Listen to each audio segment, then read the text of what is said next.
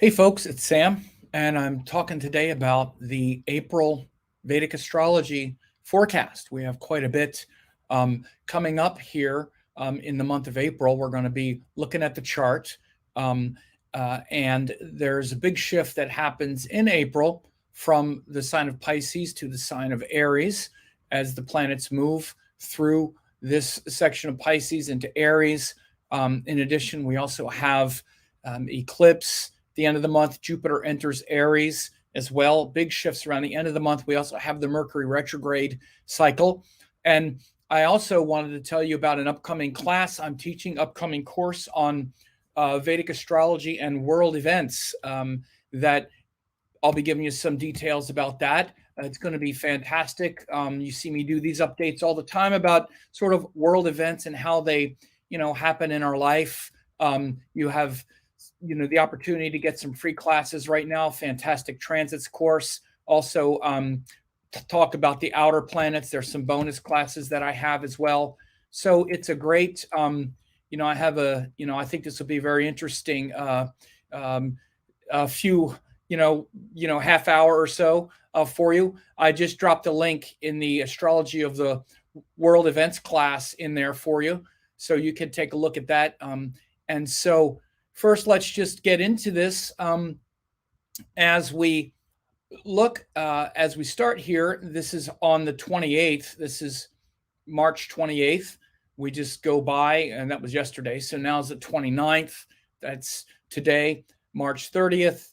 Now 31st, you see right before Mercury goes into Aries on March 31st. And so at the beginning of April, we already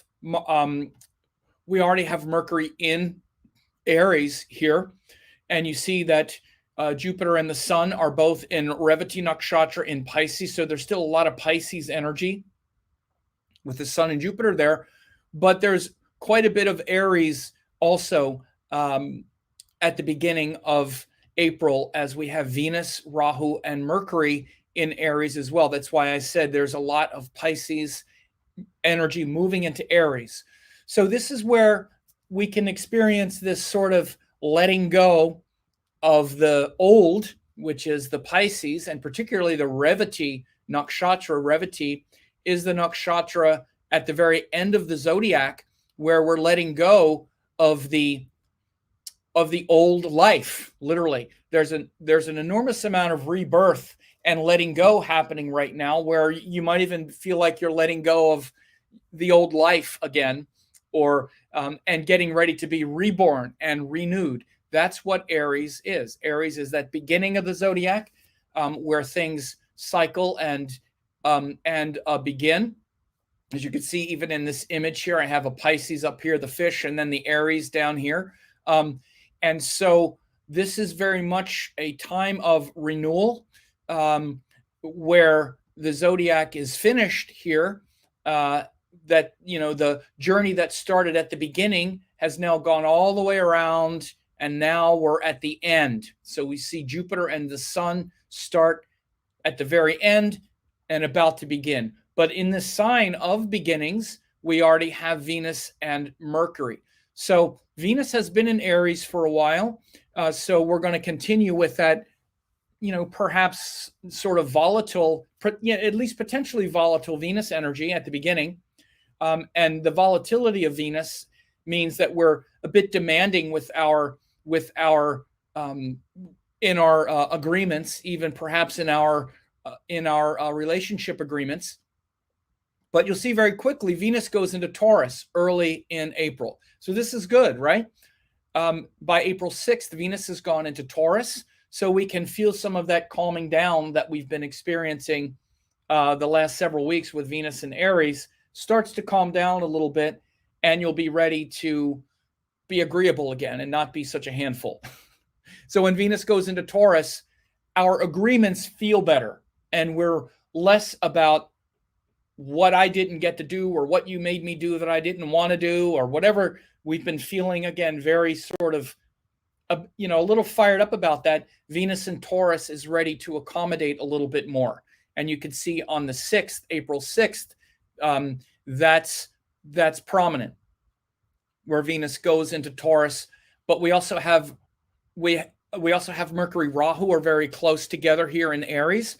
So this transit of Mercury into Aries, we're very fired up about our ideas. The mind is moving very quickly. In fact, we might overlook important details. We may speak with a lot of harshness. We have to be careful because Aries is ruled by Mars. It's quite cutting. But you also have an exchange between Mercury and Mars. So Mars is in Gemini, Mercury is in Aries. So that tends to hold the situation together. But again, it could be certainly some confrontational experiences through the whole month of April, because Mars is in Aries. Mars stays in Gemini the whole month of April. So Mercury turns retrograde around the end and Mars is still here. So for the entire month of April, we have this Mars-Mercury exchange. So again, Mercury is where we're just organizing the details together, figuring things out. We're curious. We're not necessarily motivated to get anywhere. That's Mercury. We're not really going anywhere. We're just enjoying the experience of figuring things out. And Mars is where we want to get somewhere. I want to go here with it. And what can happen is we can get, like 2 pieces of information and then think we got it all figured out. Aries and Mars, especially Aries, wants to do the thing fast, wants to do the thing quick. It's impatient. It's ready to act upon things. So this is when we're immature, like when we see kids, for example, children, which is Aries energy, they'll get 2 pieces of information and think they know it all already. We got to say, no, slow down. You have to, gather more information before you know what you're talking about. So this is going to be a theme in Aries time in April rather, with Mercury in Aries and exchanging with Mars in Gemini. Again, because Mars is also in Gemini, there's an exchange going on. So they're kind of in dialogue. But it's not a very healthy one because neither of them are in a very good sign. Mars doesn't like being in Gemini and Mercury doesn't like being in Aries. So it's kind of an uncomfortable exchange. So it's one of those things where you might get frustrated and irritated and keep talking about it and eventually kind of exhaust yourself to the point to where you fall asleep and wake up and can't remember what you were even upset about. So so you want to be aware of this. So we're going to have Mercury in Aries for quite a while because, as you see, he goes retrograde in Aries at the end of the month. So he's going to be in Aries also through May, or for almost the entire month of May at least. So if not the whole month, I have to check. But this is a big theme of April as well. As you see, if we go back to earlier April, you see how these planets kind of stay there until the sun moves. But here, even by the 13th, from the beginning to the 13th, we have that's pretty stable. Sun, Jupiter in Pisces. Again, after Venus goes into Taurus that I already explained, then we have this setup until the 13th. Sun, Jupiter in Pisces, which is quite mystical, cosmic. Good time for learning and really connecting to higher wisdom. We have Rahu, Mercury in Aries, where we're trying to expand our knowledge and our information, but we're sort of impatient and maybe getting a little frustrated. Venus and Taurus, where we're more relaxed about our agreements. Mars in Gemini, where we're also sort of speaking quickly and whatnot. And Saturn is still in Aquarius also, where there's a lot of relations to others and the culture and whatnot. And again, one of the things I said that's really good here is the Sun Jupiter in Pisces. And you could see here, I'm teaching a class. It's on the 15th, the 15th and the 16th on the astrology of world events. And as you can see, I do these world events all the time. And in the class, it's actually where I teach you how to also analyze like the charts of countries, of leaders. I'm teaching with Elise de Villiers, who is a great student and teacher herself. She's graduated from my astrology course. It's really a great opportunity for you to also understand world events and really understand astrology through the world events. Again, this is very important because we focus so much on our own chart, on personalities and all that stuff. That's actually a very secondary usage of astrology. So in this class, we're going to talk about the astrology of countries, of world events in general. And, again, we're going to break down the chart of the USA, other countries' charts, world leaders, also daily astrology, like how to stay connected to the daily sky and these personal lunation cycles, these annual cycles. Also, like natural disasters and phenomena. These things were talked about in all the texts, wars and tragic events.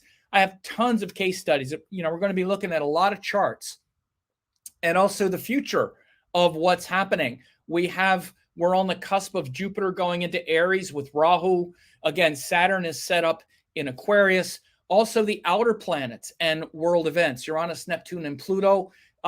In Vedic astrology. When you register now, you also get a great class on transits and deep dive into dashas and transits with Elise de Villiers. This is a fantastic course that she taught.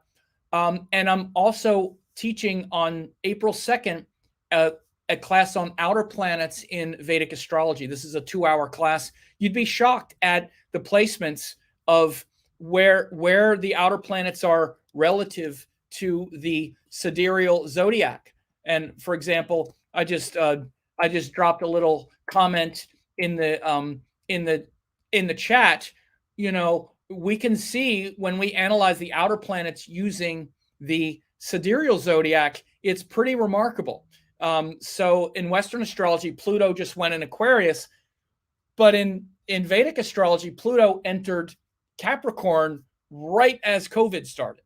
So again, it's remarkable what happens when you look at those outer planets and the sidereal zodiac, and I explain how to understand them through the lens of Vedic astrology, and in a way that's proper. So I'm going to be teaching that on Sunday for those who register, and then I'm also going to be doing an examination of the USA chart the following Sunday, a rectification that I did, and we'll break that down. And so that's also something that you can avail yourself of. So again, now is a great time to also be studying with all these planets up here in Pisces.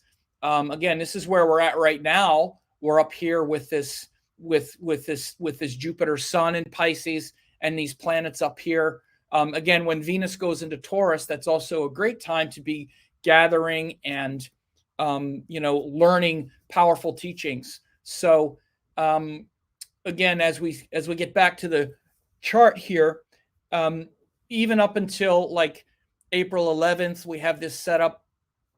But then we get to the 12th, you see the sun is about to change.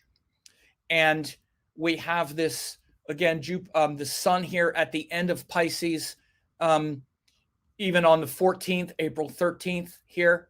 The sun is about to go into Pisces, and then he goes in to Pisces here, right? And we wind up very quickly having an eclipse. So you see the moon is now moving, and by the time we get to the 20th, we're going to have an eclipse in Pisces. I'm sorry, in Aries. There it is. So we have sun moon. It's actually, yeah. So this is it's a 20th UT. In the US, it's probably closer to the 19th. Anyway, you'll see when it is. But this is the eclipse on the 20th UT. So big eclipse. I'll do a separate update on this. But now you start seeing this shift into Aries. So again, Jupiter still in Pisces, Saturn in Aquarius, but then the sun goes into Aries. This is an exalted sun. So now we have Sun, Rahu, Mercury in Aries for the rest of the month. And we have this big eclipse on April 20th. And again, this is why we learn mundane events. This is why we want to learn world events and whatnot, because remarkable things happen when these eclipses run. And so, by the way, this is the day, actually, 2 weeks from this date is the date of Prince Charles' coronation. King Charles now. His coronation is going to be 2 weeks from this, I'm pretty sure. It's already been established, and you've heard me talk about the charts of kings and popes are very much related to eclipses and the lunar nodes. And so this just goes to show how impactful these things are. But so again, when we have this solar eclipse of the exalted sun, it'll be happening in Ashwini Nakshatra. So again, this is a very strong, eccentric and erratic force. When these eclipses in Aries can bring a lot of upheavals and big dramatic changes. And as you see, while this is happening, Jupiter is right about on the verge. He's like 1 day away. If we go to the next day, 2 days later, Jupiter is now in Aries. So then you have Jupiter in Aries right after we have the solar eclipse in Aries. So again, this is just a lot of energy moving at the end of April, middle end of April, again, the 20th, the 22nd, that is a lot of individuality, a lot of self, coming into the sphere. Again, Aries is about your strong individuality, and the sun is about that self beyond just this world and this worldly personality. And so again, we're moving from this Pisces, which is that sort of in-between life state, that place in the womb, that place where we're, let's say, even in surrendering, sort of meditation and letting go. And then we're getting born. Now we're born, it's like the infant, covered in blood and screaming and wailing, here I am. So it's that new cycle of life, that new cycle of identity, and this new enthusiasm, if you're so disposed. Again, if you're a monster and you're mean and you're angry and you're frustrated and all, this can magnify that sort of dictator narcissism. Because again, Aries is where, look at babies. They're totally narcissistic, right? We don't call them that because they don't know any better, but they're just like, me. Once we get older, hopefully, that me is the self. And so there's a lot of mystical, spiritual potential to unlock and unravel your false identity and purify it towards your truthful identity. Now, look, this is right when Mercury is turning retrograde as well. You see this eclipse day on the 20th. By the 21st, Mercury is turned retrograde. So again, 20th, 21st, 22nd, there's a lot going on. Eclipse, Mercury retrograde, Jupiter comes into Aries. And also, there's a thing called Akshaya Tritiya. Akshaya Tritiya. You're like, okay, now what are you talking about? Come on, dude. Akshaya Tritiya is when we have the sun exalted and the moon exalted on Tritiya, which is the third lunar day. So this is the first lunar day, second lunar day, Dvitiya, and this is Tritiya.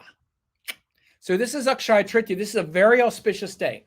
April 22nd, very auspicious day with the moon in Rohini exalted and the sun in Aries exalted. So this is a very good day for all types of indications. It's often said that it's good for buying things and whatnot, of course, very, very commercial things. But this one is also quite an auspicious day because the moon has joined Venus. This, Venus is definitely supportive and, helping to support this moon in Taurus. And so again, April 22nd is also quite auspicious for really connecting to the heart, your spiritual practices and whatnot, all of that stuff.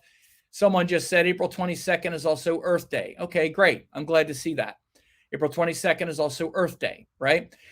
And so again, we can see this big shift. Now there's nothing in Pisces. The shift from Pisces to Aries is now complete. Again, we started the month with, in fact, with Mercury had just gone into Aries, but Jupiter and Sun in Pisces in Revati. Now, by the time we get to, by the time we get to the 22nd, there's no more planets in Pisces. And that includes Jupiter is gone now for the next 12 years. right? So again, take advantage of Jupiter in Pisces between now and April 22nd. It's not going to happen for another 12 years. And Jupiter is incredibly powerful and mystical now. And take advantage of this. It's like an opportunity to be reborn. I just did a video about the nakshatra of Revati and the shepherd and surrendering to that cosmic divine nature. You're not in control. You just have the illusion of control. You're not creating anything but obstruction. Surrender and relax and trust in the cosmic genius, the cosmic nature. Surrender, relax. That's what Revati is, and Jupiter is in Revati between now and now and April 22nd. So then to finish up the month, we're really just going through with the rest. These placements are established here until the end of the month. Now you see we're in early May here now, but we see this shift happens especially in April 20th. Right around that time, there's a lot of activity. There's Jupiter going into Aries, joined Rahu. There's an eclipse. There's Mercury retrograde, and he stays retrograde. Yeah, as I thought it was through the rest of the month. And he's in Aries. Let me just see. I think it's certainly through the rest of May and into early June. That's what I thought. Yeah, into early June. So again, this is a big shift here that's coming. And again, one of the reasons it's a big shift from where we are now is because where we are now has been just sort of taking for granted all this Pisces energy, right? It's all this Pisces energy. And again, we're right here on the 29th, as I'm recording this right now. Look at all these planets in Pisces. Then they slowly move in. So Mercury is going to be in Aries in a couple days. Then it stays that way until the 13th. Then the sun goes into Aries. This exalted sun, again, a time of great clarity, personal power, right? And then the next big thing that happens within about a week, then we start having this eclipse. We have the eclipse. Then we have Jupiter go into Aries after Mercury turns retrograde. And then it kind of stays like that to the end of the month. So anyway, very powerful shift. They're all powerful, but again, every month has some new twists and turns. And again, you're living as a citizen of the world. And again, if you want to get a course, again, it's only $47 for this course. You get 15, 20 hours of classes. Such a bargain, frankly. I sell these classes. They're so inexpensive. I'm going to be doing a great case study on the chart of the USA that I did a rectification, because this chart of the USA that is often used is really not in keeping with the chart in hand that we had years ago. And so I actually did a proper rectification of the Scorpio chart. I'm going to be doing that as a bonus class next Saturday. This upcoming Saturday, I'm doing a class on the outer planets in Vedic astrology. And as you see, I posted I posted in the comments, if you want to see how powerful the outer planets are when you use sidereal zodiac, Uranus entered Aries in 5 of 2017. That's when he entered Aries. Since then, we've seen this rise of authoritarianism around the world. Neptune entered Pisces. It just entered Pisces. It just entered February 27th, actually, of last year. He was in Aquarius. Was it last year or was it this year? I thought it was last year. Okay. I'll go back and double check. And he was in Aquarius, from the end of May 2008 until February 2022. Those are like the Obama election disappointment, disillusion of social and societal bounds. So again, Neptune went into Aquarius right around the time when Obama was elected or took office. Notice that sort of audacity of hope, and how we had the hope, and then the hope by last year, we had Neptune going into sidereal Pisces. Pluto entered Capricorn at the end of 2020, which was right at the beginning of the COVID era. again, in Western astrology, in the tropical zodiac, it just went into Aquarius, right?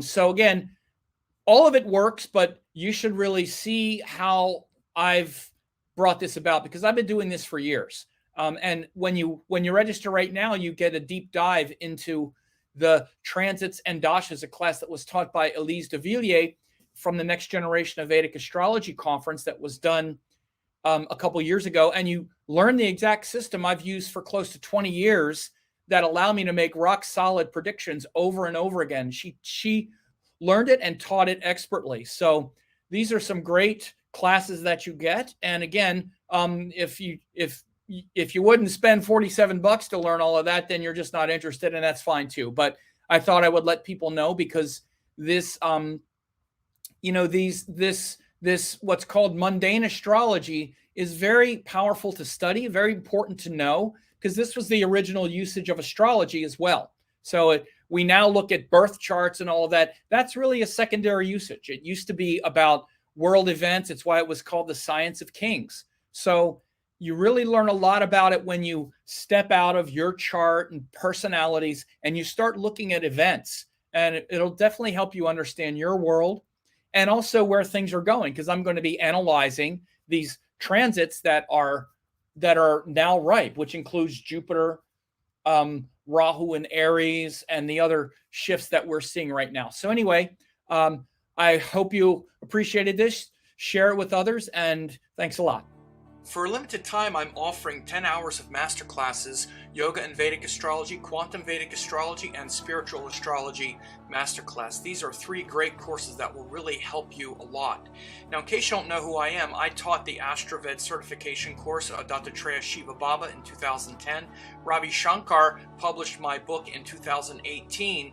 I've been around for decades. I've been teaching these great classes, and if you go to VedicAstrologyEssentials.com, you can get this 90% off discount of these 3 great classes, more than 10 hours, guaranteed value. You can check this out. These 3 classes will give you all the necessary tools to begin to learn Vedic astrology. Please find me on YouTube at Sam Jeppy, Vedic Astrology Teacher. On there since 2007, thousands of hours of classes. Also on Facebook at Astrology Teacher, tons of articles updated regularly, and I'm on Instagram at Vedic Astrology 108, ongoing updates and interaction.